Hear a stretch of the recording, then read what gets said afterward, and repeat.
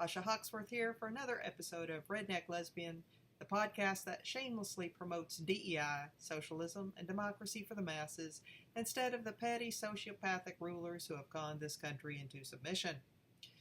Well, here we are in the fascist hellscape we knew was coming, and not just because of the Orange Man. No, we knew this would come because the 1% have been stealing everything at the expense of the 99% who are just trying to maintain food and shelter. Let's be honest here. The Democrats did nothing to forestall this. While I appreciate all of the inclusive talk, their policies have been pro-corporate since at least Bill Clinton, who dismantled welfare programs and helped ship your jobs overseas with NAFTA.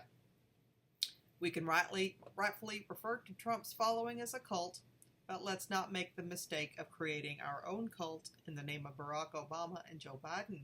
They weren't all that. They were better than the fascist loonies in there now, for sure, but that's not a hard call. Anyway, let's skip all that and get right to the point, which is surviving this mess. I want to start by quoting Steve Biko, who fought for the end of apartheid in South Africa. The most potent weapon in the hands of the oppressor is the mind of the oppressed. I'm going to say that again. The most potent weapon in the hands of the oppressor is the mind of the oppressed. It's been an overwhelming 2 weeks by design. All totalitarian movements create a state of permanent instability, which keeps the masses in a constant fear-based flight or fight state. If everyone is occupied with trying to keep up with the chaos, then no one has the capacity to resist the rampant lawlessness around them. There are legitimate reasons to be fearful, but we have to remember that curling up into a fetal position will not help us. It is very important to disengage from the constant barrage and focus on concrete actions we can take. We are no longer in a place where a march on Washington will help us. We can write our representatives in Congress, but they're not going to save us either because the majority of them are complicit. It is time to get down to brass tacks. It is time to help one another from wherever we are. If you work in government, you may find opportunities to enforce the rule of law, even if you have to do it lawlessly. You understand? We cannot wait for the courts to enforce law on a lawless government. In regimes like this, the law is whatever they say it is today. Tomorrow, the rules will change again. Do whatever it takes to cultivate your joy in this world, because that joy is powerful and overcomes fear. If you think about all the heroes of the movies you love, like Oscar Schindler or Harriet Tubman, they weren't superhuman. I'm sure they had to grapple with fear. But they did it anyway because their consciences would not allow them to not do it. These people did not have superhuman bravery. They were just people like me and you, and they did what they could in very bad times. This is what we are all called to do now, even in small ways. Look for the people around you who need help. Provide that help when you can. A friend of mine posted Survival of the Friendliest on Facebook, which apparently came from a documentary about the domestication of dogs. And that makes sense, right? So the dogs who are friendliest are more likely to be taken in by humanity. A dog who growls and bites is not a great house pet. It's about being able to work together. Friendly people, compassionate people. These are the ones who will survive. The hateful sociopaths are not going to survive in the long run. All they know how to do is to destroy, pillage, and destabilize. So be friendly, but also be cautious. Cover your ass.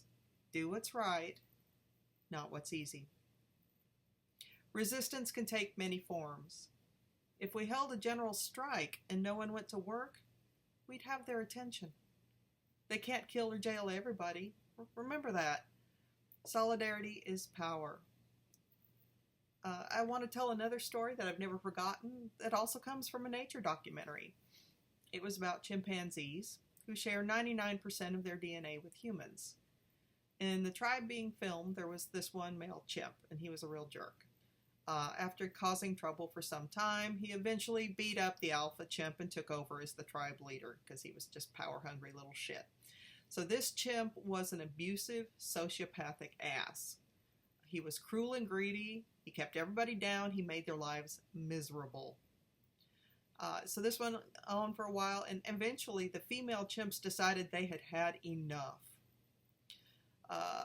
And they ganged up on him and they beat the shit out of him as a group. And by that I mean they beat him badly. They nearly killed him. And afterward, a more benevolent male took over the role as chief in the tribe, and the asshole they'd beaten up eventually kind of recovered, and he was relegated to the fringes of the group. I think he was actually permanently disabled from that. But here's the shining point. He was never a problem again. This story is obviously a bit of a metaphor for today. We don't have to literally beat the shit out of people, but you get the idea. There are more of us than there are of them. Whatever vision we hold in our hearts, we can make a reality. But we have to take our power back. We've been so deluged with propaganda from both sides that we've forgotten that we have power. This isn't a red thing, it's not a blue thing. This is an American thing. We've been taught to blame the other side for so long that we forgot who the real culprits are. The oligarchs and corporatists who bought the government.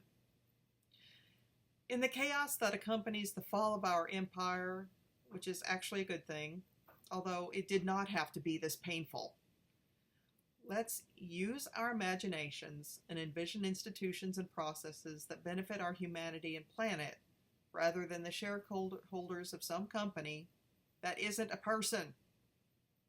It's going to take more than a village. It's going to take a nation. Let's do this. I love y'all. I am here for you. Hang in there. We will survive. We will get through this together. Love y'all.